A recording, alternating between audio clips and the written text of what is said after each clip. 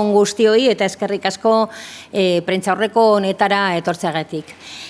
Hor eta plazer bat da niretzat gaur hemen egotea Bilboko Udal Musika Bandaren 2024-2025 denboraldi berria aurkezteko.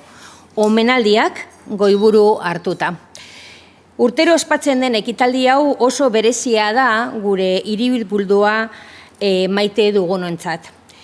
Bilbo ezin daiteke ulertu musikarik eta musikagilerik gabe, eta izakera horretan gure bandek duten meritu eta erantzukizuna ezin izango dugu inoiz behar bezala neurtu, baina bai gure esku dagoela lan itzel hori eskertzea. Nuestra banda municipal va a cumplir 130 aniversario el próximo año 2025. Su primer concierto oficial tuvo lugar el 9 de junio de 1895, marcando el inicio de una tradición.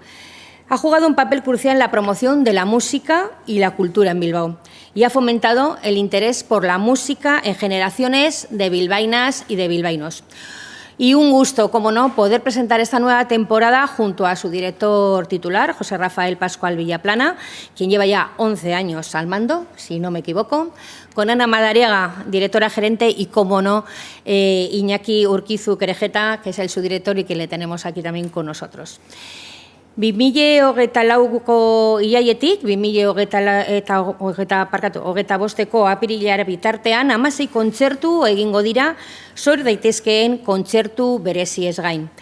Euskalduna Jauregia, Azkuna Zentroa eta Juan Crisóstomo de Arriaga Konservatorioa izango dira bandak erabiliko dituen eszenatokiak. Arriaga Antzokian egingo den emanaldiaz gain.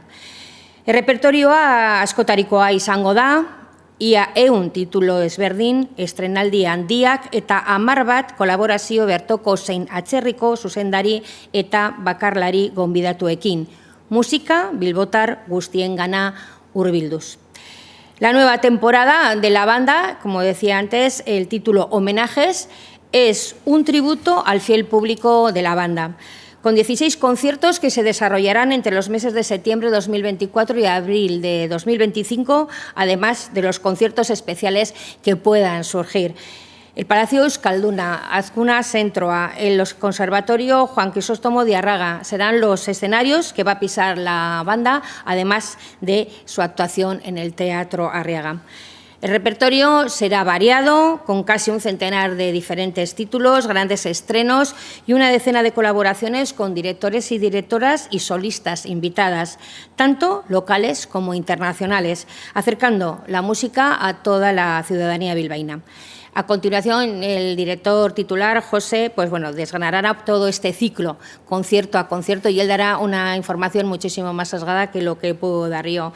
Que según me han contado, y creo que lo veremos y disfrutaremos, va a ser una temporada ambiciosa e ilusionante. Muchas gracias, José, eskerrik asko. Bueno, hitza eman baino lehen, bilbotar guztiak ere gure uria bizitatzen dutenak, bandak aste nagusian emango dituen kontzertuetara gonbidatu nahi ditut. Iazko jaietan, Areatzako kioskoaren inguruan zegoen jendetza ikusi besterik ez, zegoen aurten errepikatu egin behar dugu. Eskerrik asko guztioi eta gozatu dezagun denok elkarrekin denboraldi zoragarri honetaz.